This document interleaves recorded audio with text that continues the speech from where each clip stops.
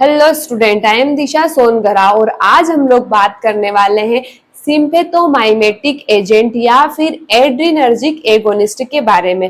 तो सिम्पेथोमाइमेटिक एगोनिस्ट से या फिर सिम्पेथोमाइमेटिक एजेंट से हम क्या समझ रहे हैं? इसमें एक वर्ड आ रहा है सिंपेथेटिक। तो हम पहले भी देख चुके हैं कि जो सिंपेथेटिक है, ये सिंपेथेटिक नर्वस सिस्टम है, इसमें किसकी बात होती है? तो फ्लाइट एंड फाइट एक्शन की। ठीक है, फ्लाइट एंड फाइट एक्शन की बात होती है इसमें।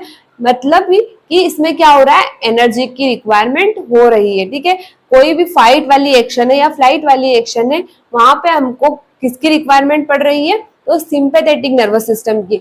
सिंपैथेटिक नर्वस सिस्टम ऐसे टाइम पे क्या होगा, एक्टिवेट होगा, अपने केमिकल्स, अपने न्यूरोट्रांसमीटर को रिलीज करेगा और जो एक्शन है उसको कंटिन्यू करवाएगा।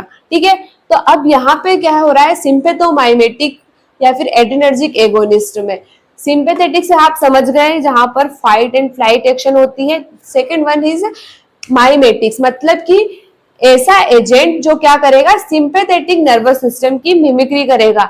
अब जो मिमिक्री है वो क्यों जरूरी है यहाँ पर?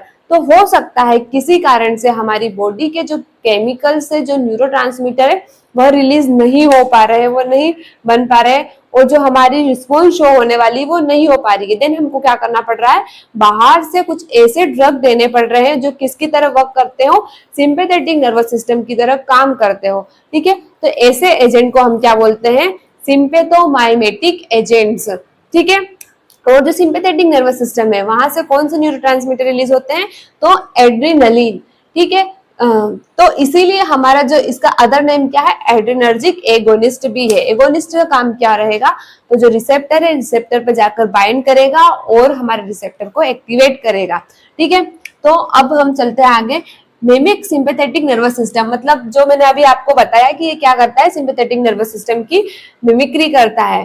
ठीक है, then effects by activating adrenergic receptor, जिससे क्या होगा, जब यह मिमिक्री करेगा, कौन? जो हमारा ड्रग है, जो एजेंट है हम बाहर से दे रहा है, किसकी तरह मिमिक्री करने वाला है? सिंपैथेटिक नर्वस सिस्टम की तरह।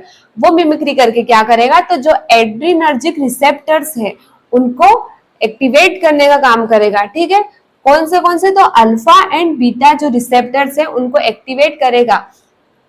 देन अब ये टाइप्स इसके 3 टाइप्स के होते हैं। एक होता है direct acting, indirect acting and mixed acting. अब डायरेक्ट एक्टिंग का मतलब क्या होता है कि जो डायरेक्ट एक्टिंग ड्रग्स होती है, एजेंट्स होते हैं, क्या करते हैं, जो रिसेप्टर है उसके पास डायरेक्ट जाएंगे, बाइंड करेंगे और जो रिस्पॉन्स है वो शो करेंगे। सेकेंड क्या है, इनडायरेक्ट एक्टिंग। तो जो इनडायरेक्ट एक्टिंग है ये क्या करेंगे, ये रिसेप्टर के पास नहीं जाएंगे, ये क्या करेंगे, जो हमारी बॉडी में ऑलरेडी जो नेचुरल न्यूरोट्रांसमीटर केमिकल्स प्रेजेंट है उनको एक्टिवेट करने का काम करेंगे। ठीक है, इसलिए किस में चले जाएंगे, इनडायरेक्ट एक्टिंग में। और जो मिक्स्ड एक्टिंग है, मिक्स्ड एक्टिंग में क्या करेंगे, यह डायरेक्टली भी काम करेंगे, इनडायरेक्टली भी काम करेंगे। मतलब रिसेप्टर से जाके बाइंड करके रिस्पॉन्स शो करेंगे या फिर जो हमारे न्यूरोट्रांसमीटर केमिकल्स है उनको भी नेचुरली क्या करेंगे, जो नेचुरल है ऑलरेडी हमारी बॉडी में उनको एक्टिवेट करने का काम करेंगे। ठीक है, जो डायरेक्ट एक्टिंग है इसमें क्या क्या है, तो एड्रेनलिन, नॉर एड्रेनलिन एंड डोब्यूटामाइन। ठीक है, और इनडायरेक्ट में आता है amphetamine and tyramine. And last mixed acting, इसमें आता है एफेड्रिन। ठीक है, नेक्स्ट आता है रिसेप्टर एक्शन। अब हमारे जो रिसेप्टर्स है, एड्रेनर्जिक रिसेप्टर्स है, उनके किस तरह से अलग अलग फंक्शंस है। तो जो अल्फा 1 है ये क्या करवाता है, वेसो कॉन्स्ट्रिक्शन करवाता है, जिससे क्या होगा, जो हमारा ब्लड प्रेशर है वो इंक्रीज होगा। ठीक है, देन नेक्स्ट क्या है, अल्फा 2। अल्फा 2 क्या करेगा, जो नॉर एड्रेनलिन है उसके रिलीज को डिक्रीज करेगा, जिससे क्या होगा, जो हमारी बॉडी का नेगेटिव फीडबैक मैकेनिज्म है वह जनरेट होगा। जैसे हमारी बॉडी में 2 टाइप्स के फीडबैक मैकेनिज्म चलते हैं, एक पॉजिटिव एंड एक नेगेटिव। ठीक है, तो जो नेगेटिव है वो ऐसे नहीं कि नेगेटिव है तो उसका कोई नेगेटिव इफेक्ट देखने को मिलेगा। वो क्या है कि हमारी बॉडी में जरूरी है नेगेटिव इफेक्ट भी हो कुछ और पॉजिटिव हो, जिससे क्या हो, हमारी जो बॉडी का बैलेंस है वो मेंटेन रहे। ठीक है, नेक्स्ट आता है बीटा 1 रिसेप्टर, जो क्या करता है, increase heart rate and contractility. And last one beta 2 receptor क्या करता है, ब्रोंकोडाइलेशन एंड वेसोडाइलेशन का काम करता है। ठीक है, तो ये क्या हो गए, हमारे कुछ रिसेप्टर की एक्शन हो गए। देन अब हम नेक्स्ट समझेंगे इफेक्ट। तो जो हमारे सिम्फेथोमाइमेटिक ड्रग्स हैं उससे हमको क्या क्या इफ़ेक्ट देखने को मिलेंगे। तो फर्स्ट इफ़ेक्ट आता है इसमें टेकीकार्डिया, ठीक है, मतलब जो हमारी नॉर्मल हार्ट रेट है, ठीक है, उससे क्या हो जाएगा, हमारी हार्ट रेट और ज़्यादा इंक्रीज़ हो जाएगी और उसके कारण हमारा जो ब्लड प्रेशर है वो भी इंक्रीज हो जाएगा।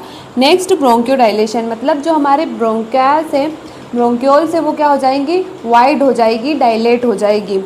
उसके बाद प्यूपिल डायलेशन हो जाएगा, जो हमारी जीआई मोटिलिटी है या फिर जितने भी जूसेस का सिक्रीशन होता है हमारे जीआईटी में वो भी डिक्रीज हो जाएगा। And last one CNS stimulation हो जाएगा, ठीक है। ये क्या है, ये सारे इफेक्ट हमको देखने का मिलेगा। कब मिलेंगे ये सारे इफेक्ट देखने को, जब हम सिम्फेथोमाइमेटिक एजेंट का यूज़ करेंगे। देन लास्ट क्या बचा है हमारा, थेराप्यूटिक यूजेस। तो थेराप्यूटिक यूजेस में क्या है, जैसे एनाफाइलेक्सिस, मतलब कि कोई लाइफ थ्रेटनिंग एलर्जिक रिएक्शन अगर हमको देखने को मिली तो हम कौन से एड्रेनालिन का यूज़ कर सकते हैं, या फिर कोई कार्डियक अरेस्ट आ रहा है तब भी हम एड्रेनालिन का यूज़ कर सकते हैं। नेक्स्ट अस्थमा में salbutamol and beta agonist. And last one क्या है, नेसल डिसकंजेक्शन है अगर तो हम फिनाइलेफ्रिन का यूज़ कर सकते हैं, ठीक है। तो इस टाइप से ये क्या हो गई हमारी कुछ सिम्फेथोमाइमेटिक एजेंट्स या फिर सिम्फेथोमाइमेटिक्स ड्रग्स हो गई, ठीक है। Thank you.